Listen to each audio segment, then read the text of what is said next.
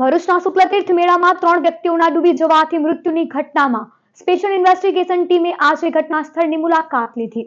શુક્લતીર્થ મુકામે નર્મદા નદીના પટમાં ગત 15 નવેમ્બર 2014ના રોજ ભૂમાફિયાના કારણે 6 વર્ષીય દિશાન વસંતભાઈ અને તેમનો પુત્ર તેમજ વિનીત કુમારના ઊંડા ખાડામાં ડૂબી જવાથી મોત થયા હતા.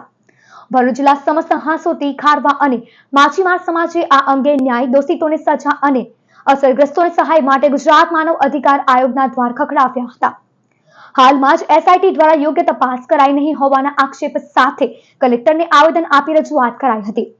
આજે એસઆઈટીના સભ્યો, નાયબ કલેક્ટર, જીપીસીબી અધિકારી, ડીઆઈએલઆર અને ડીવાયએસપી વતી નબીપુર પીઆઈની ટીમ દ્વારા ફરીથી તપાસ કરી નવેસરથી રિપોર્ટ કરવા કાર્યવાહી હાથ ધરાઈ હતી. એસઆઈટીના અધ્યક્ષ, અરજદારો તથા નજરે જોનાર મૃતકોના પરિવારના સભ્યોની હાજરીમાં નવેસરથી બનાવ સ્થળની તપાસ કરાઈ હતી. શુક્લતીર્થમાં નર્મદા નદીના પટમાં આખા વિસ્તારમાં ગેરકાયદેસર રેત ખનન પ્રવૃત્તિમાં વપરાતી ડ્રેજિંગ મશીન સહિતની આશરે 50થી વધુ લોખંડની બાટો, પાણીમાંથી રેતી ખેંચવાની લાંબી સેંકડો પાઇપો, પોકલાઇન મશીનો હાજર મળ્યા હતા.